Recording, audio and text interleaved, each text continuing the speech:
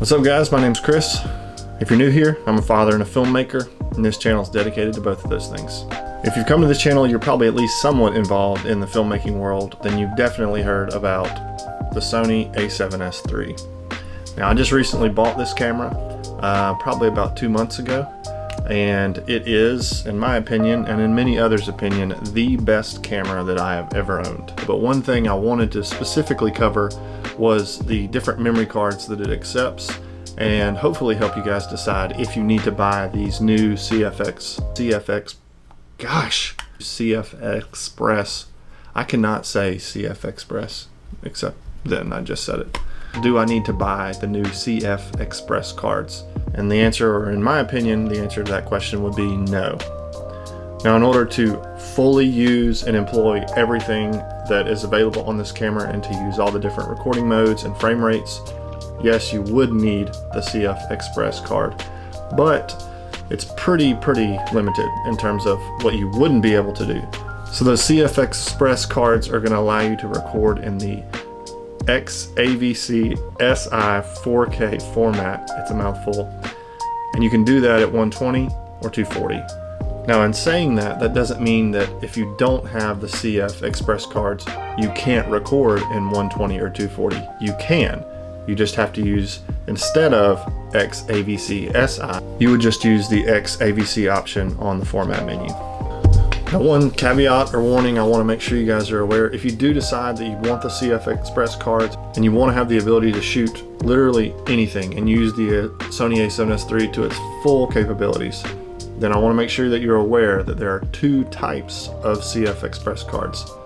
There's the type A and the type B.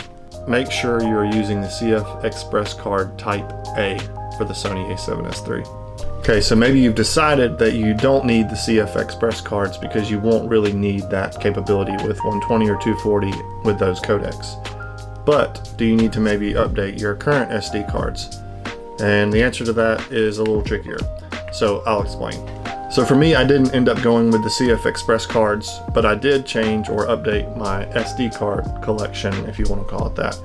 I had used in the past a Panasonic GH5 setup, and historically had used these SanDisk Extreme Pro 128 gigabyte V90 cards, and they worked fine. I could shoot 4K, I could shoot 4K 60 with no issue. I would record all day long with no problems.